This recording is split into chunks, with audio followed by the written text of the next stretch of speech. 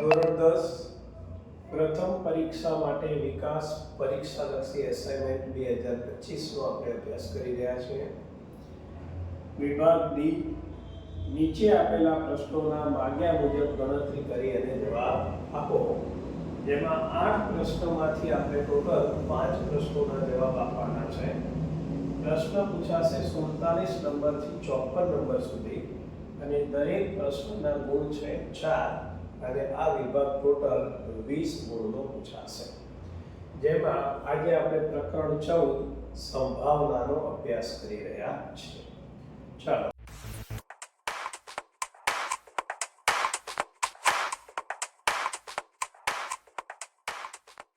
Number 7. બે સમતોલ સિક્કા એક સાથે ઉછાળવામાં આવે છે. તે સિક્કા પર મળતા પરિણામ અંગે નીચેની સંભાવનાઓ શોધો. જુદા જુદા 4 પ્રશ્ન છે. સૌ પ્રથમ કુલ બનાવો. n બરાબર બે સિક્કા એક સાથે ઉછાળીએ છે તો એના નિદર્શ અવકાશ HH, HT, TH અને TT આ પ્રમાણે આપણને કુલ 4 નિદર્શ અવકાશ એટલે કે 4 ઓપ્શન મળશે. પ્રશ્ન નંબર 1. એક છાપ મળે. એક છાપ મળે તે ઘટનાને એ ધારતા તેના સાનુકૂળ પરિણામ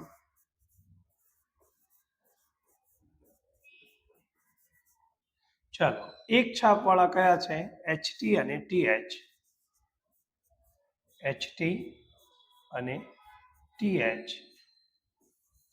એટલે કે m બરાબર 2 તેની સંભાવના P of A બરાબર m ભાગ્યા n 2/4 બરાબર 1/2. ઓકે. પ્રશ્ન નંબર 2. બે છાપ મળે. બે છાપ મળે તે ઘટનાને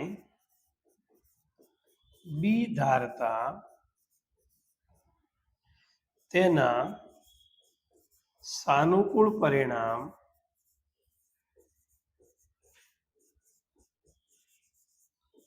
બંને છાપ એટલે HH એટલે કે m બરાબર 1 તેની સંભાવના P of B બરાબર m ભાગ્યા n 1/4.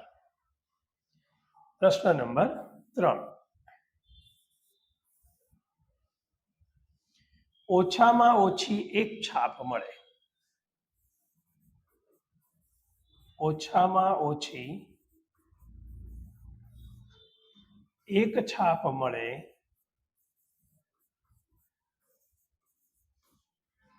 તે ઘટનાને સી ધારતા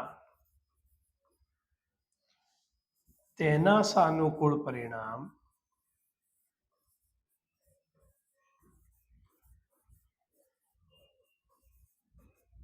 ઓછામાં ઓછી છાપ એક છાપ એનો મતલબ એક છાપ પણ હોઈ શકે અને બે છાપ પણ હોઈ શકે. તો એવા પરિણામો HT, TH અને HH એટલે કે m બરાબર 3 તેની સંભાવના P of C બરાબર m ભાગ્યા n 3/4. પ્રશ્ન નંબર 4. એક પણ છાપ ન મળે. એક પણ છાપ ન મળે તે ઘટનાને ડી ધારતા તેના સાનુકૂળ પરિણામ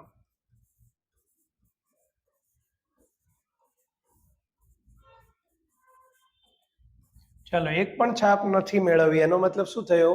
બંને કાંટા. તો બંને કાંટા એટલે TT ટીટીમાં એક પણ છાપ મળતી નથી.